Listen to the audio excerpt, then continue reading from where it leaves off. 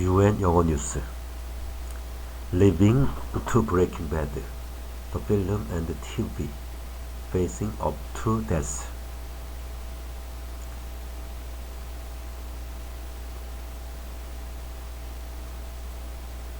A new remake of Akira Kurosawa's Ikiru sees a man finding peace after a cancer diagnosis. Like films and shows before it, it may help audiences face up to the inevitable, writes Leila Latif. There are few things people like talking about less than the inevitability of death. For many, that fact exists, buried in the deepest crevices of the mind, too hard even to contemplate. It makes a film like Living, which stars Bill Nighy as a civil servant in 1950s London, trying to decide how to live out his final days following a terminal cancer diagnosis, a daunting prospect for some. But for the film's director, Oliver Hermanus, part of the power of living is how it rejects despair. We are tricking the audience a little bit because they think they are on a certain journey, but the payoff is incredibly cathartic, and it's a really warm embrace. Emotionally, it starts with somebody who's dead, and by the end of it, it's somebody who's very much alive. It tells its culture. Describing the journey, his protagonist, Mr. Williams, makes as a birth, not a death. While Mr. Williams comes to accept and even embrace his impermanence, Western society as a whole is rife with self-delusion around mortality. Is what Ernest Becker called the denial of death.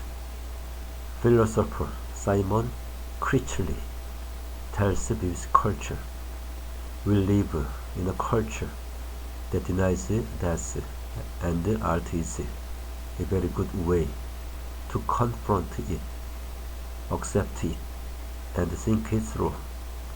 On the subject of living the mortal coil, Critchley has an extensive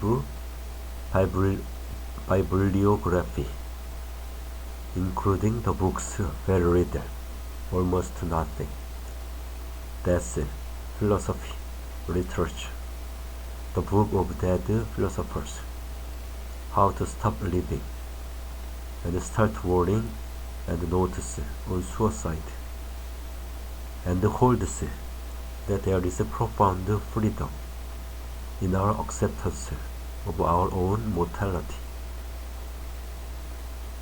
In motioning us towards this, films like Living can have a real part to play. For while a level of fiction cushions the blow for the existentially terrified,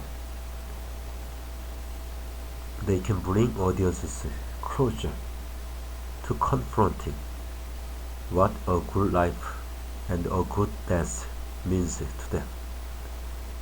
The impact of such a confrontation can be profoundly beneficial. As Dr. Karen Chambly, GP and leader of end-of-life care in Suffolk and Northeast Essex, in the UK emphasizes making a safe space for some of those discussions is a great thing because it can empower the patient. Too often we sweep death under the carpet because we are afraid to bring it out and plan for it. Talking about it does not have to be a conversation that is held through tears, especially when it's timely. End of life sometimes has real beauty in it.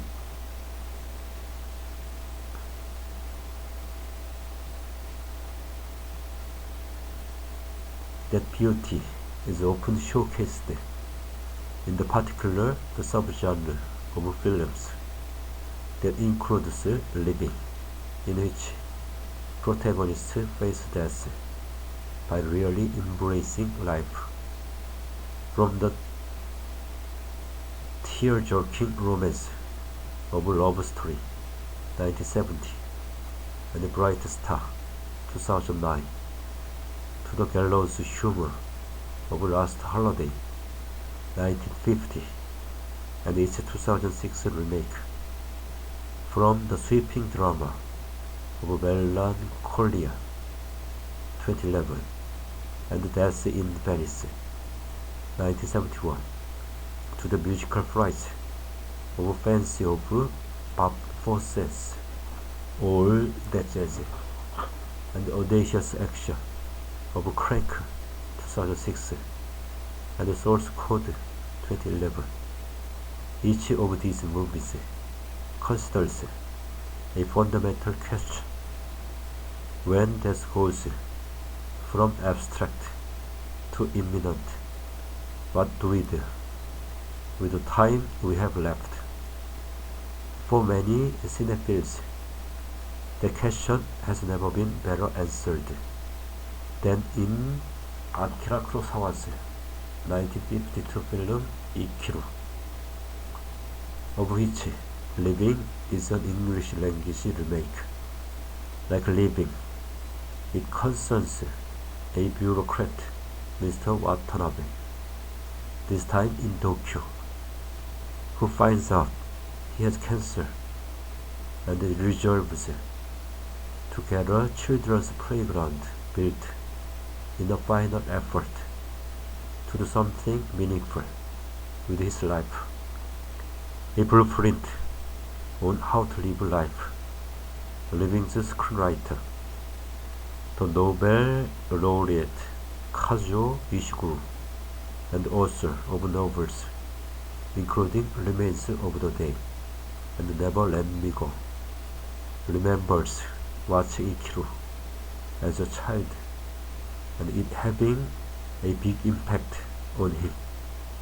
It helped form a blueprint for me when I was a young person on how to live life. He tells BBC Culture. Ishiguro came up with the idea for living because he felt there could be something interesting in marrying the power of Ikiru's message around mortality with a kind of contemplation of England and Englishness, while changing the location of the story from Tokyo to London. Ishiguro retained Ikiru's 1950s setting for living, such that even if certain plot details in it no longer have the same relevancy given the high instances of cancer in post-World War II Japan. For example, the fact Ikiru featured a stomach cancer diagnosis was subtly damning indictment of nuclear weapons. The backdrop of a world rebuilding itself post-World War II is still a key, invisible element. Critchley explains that there is a strange relationship between war and creativity, particularly philosophical creativity. War gives a strange kind of impetus to the sense that there is something which is much more important, where everything is on the right. It's a theory I have been toying with,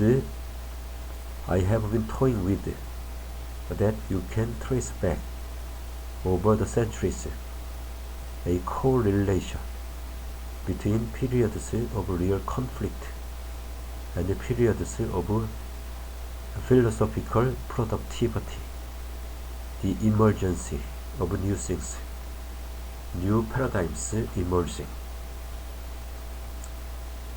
For Ishiguro, the difference between living and ikiru is that his film is able to reflect that moment of intense reassessment with the benefit of hindsight.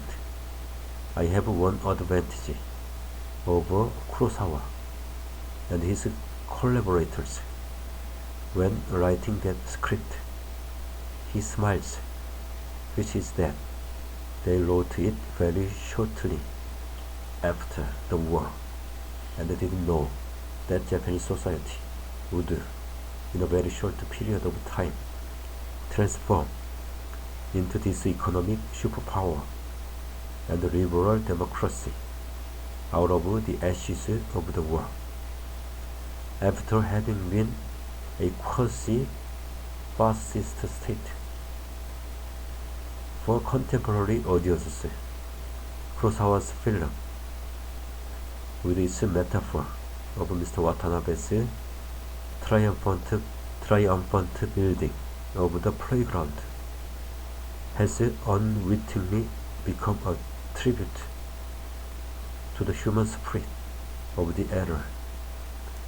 Similarly, in living, what is more consciously reflected is how tremendous it was that a generation of British people after the war rebuilt a better Britain and a welfare state. Aside from the location, the most significant change in living from its source material is in the protagonist's age. In Ikiru, Mr. Watanabe was played by one of Kurosawa's favorites, Takashi Shimura, who was then in his late 40s. Nigi, by contrast, is in his early 70s. But even though the character is later on in life, Hermanus doesn't think that leads the power of his epiphany. In fact, he says there's almost a feeling he's wasted more time not being switched on to life and actually living, so it conversely creates a greater sense of urgency. Hermanus, with this film, says he has sought to create a work of art that could fuel that urgency in others, one that audiences could reach for in moments of despair. He references It's a Wonderful Life, 1946, as a film that he similarly finds solace in, for providing another point of view on existence.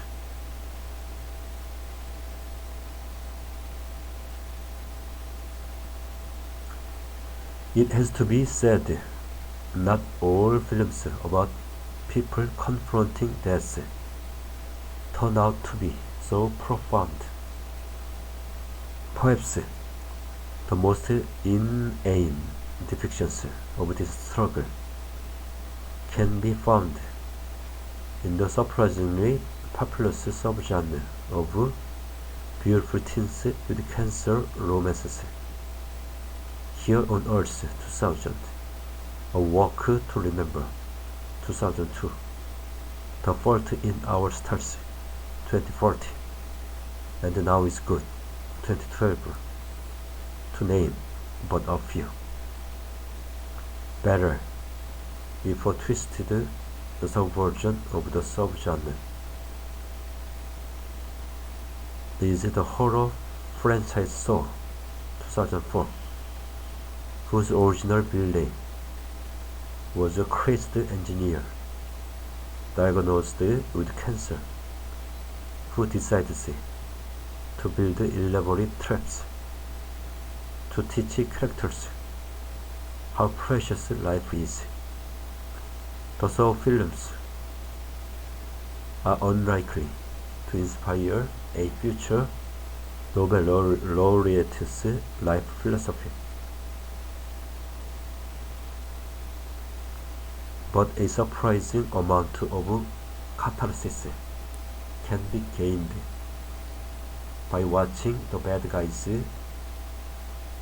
creepy ventriloquist's puppet congratulate those who have tunneled through razor wire or escape immolation with a gravely "You are still alive." Most people are so ungrateful to be alive, but not you, not anymore. Dying on their own terms, almost as radical a treatment of a character responding to their imminent demise with as high a body count came in one of the greatest television shows of the 21st century.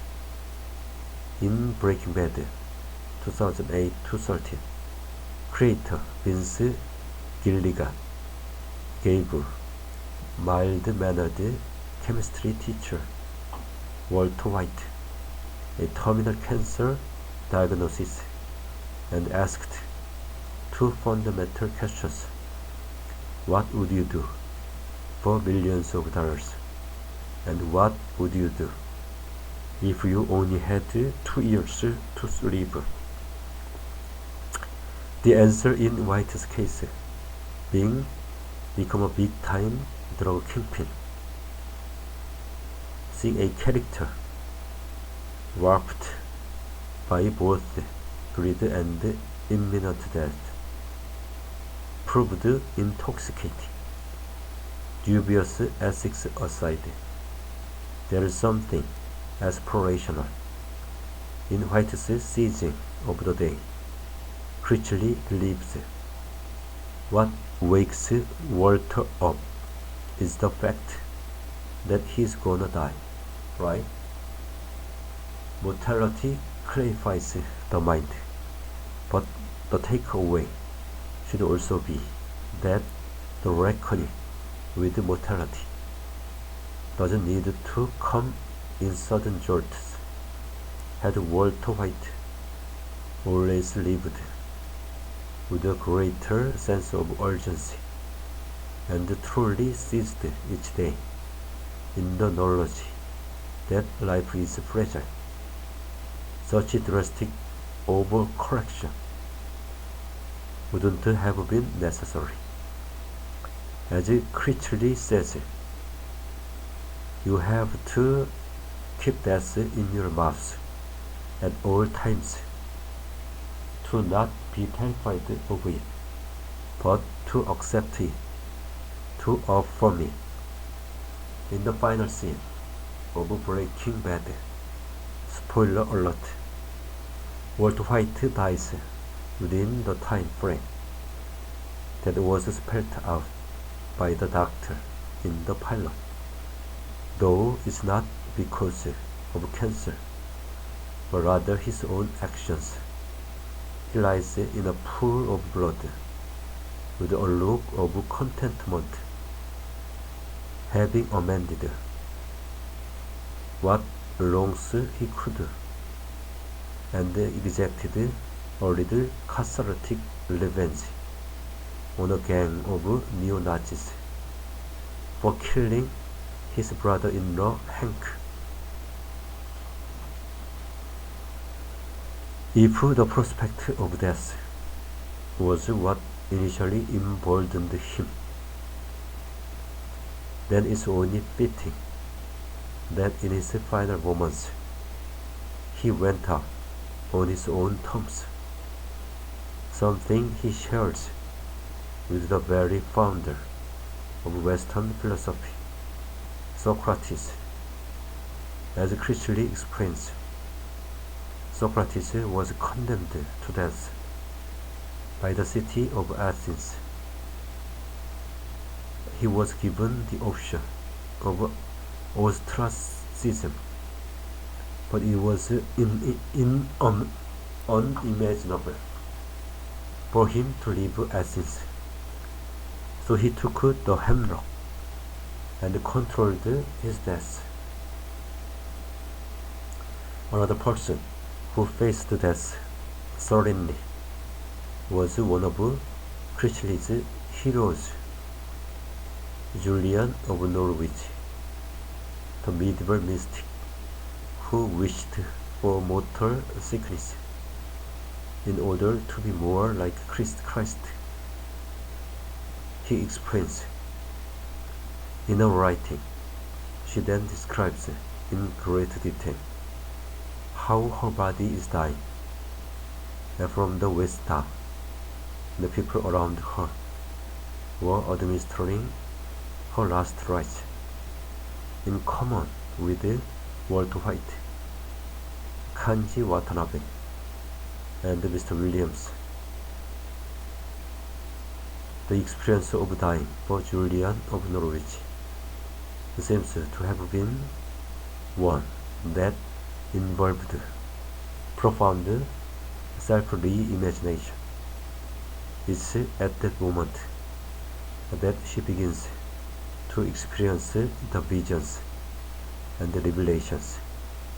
It's only in a situation of extreme mortality that things become not panicked but tranquil, says Critchley. From Dr. Chombley's clinical perspective, that tranquility around mortality is something to be actively pursued.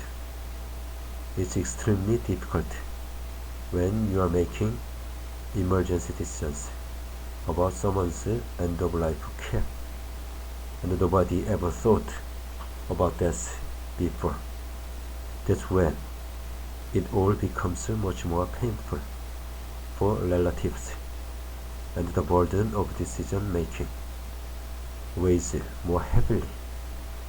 If you don't plan and talk and share, you can create trauma within a very natural phenomenon.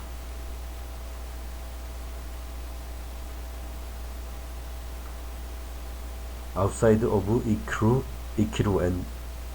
Ikiru/living, perhaps the most moving, near euphorically tranquil death scene is that of Maud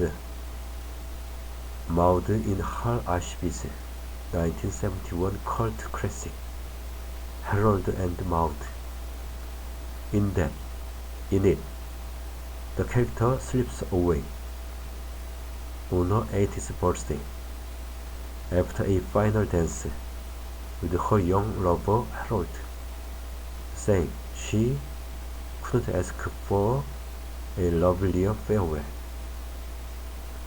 In Chombley's experience, such bliss right at the end of life is possible, and she has seen some really wonderful celebrations in people's end-of-life experiences. I've seen people get married.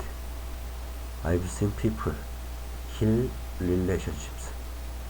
It can be a time where you see the very simplified hurt of humanity, when everything else is stripped away.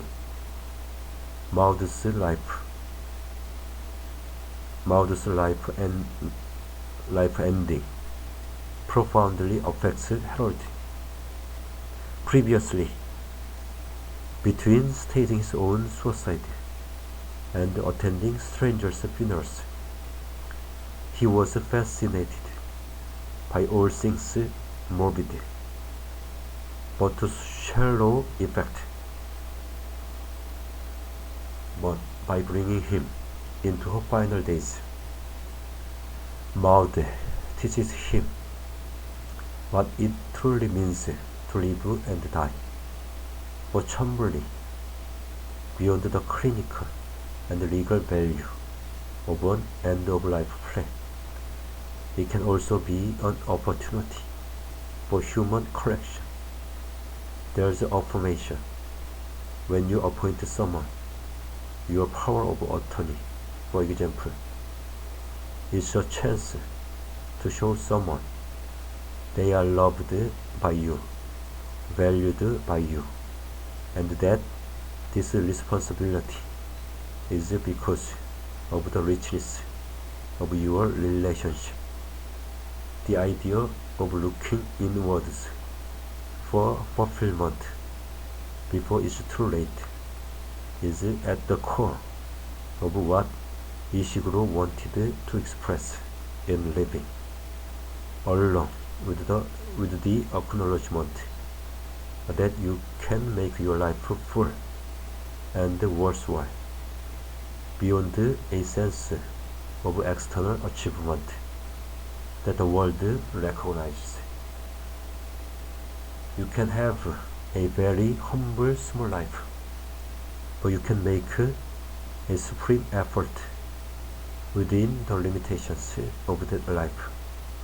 In this way, the ultimate accomplishment of Mr. Williams with his playground is small but meaningful.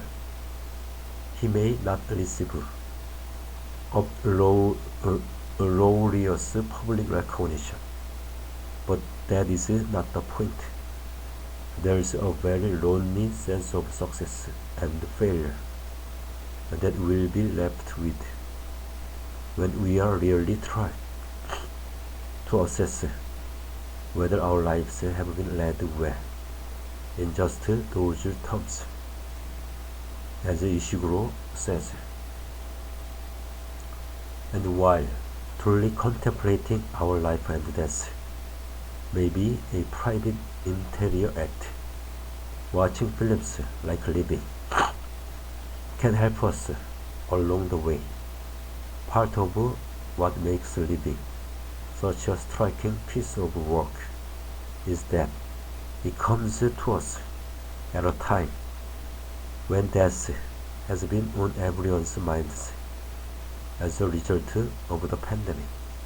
Yet, unlike with Mr. Williams' personal epiphany, there has been no substantial collective re-evaluation of what really matters. As Critchley puts it, we are in a process of really rapid forgetfulness with regard to the pandemic. So many people were lost, and now we are back at it, and life is back to normal. Why don't we remember? There's a desperate tragedy to being a tightly formed narcissistic shell, just plodding through life, when it's actually joyful to remember and accept one's position as someone who mourns and is vulnerable and open. That is the joy that can be seen radiating from Bill Nighy's character when, towards the film's end, he sits on a swing in the playground he has helped get built, while the snow falls, like so many before him. In confronting his death, he has finally started living.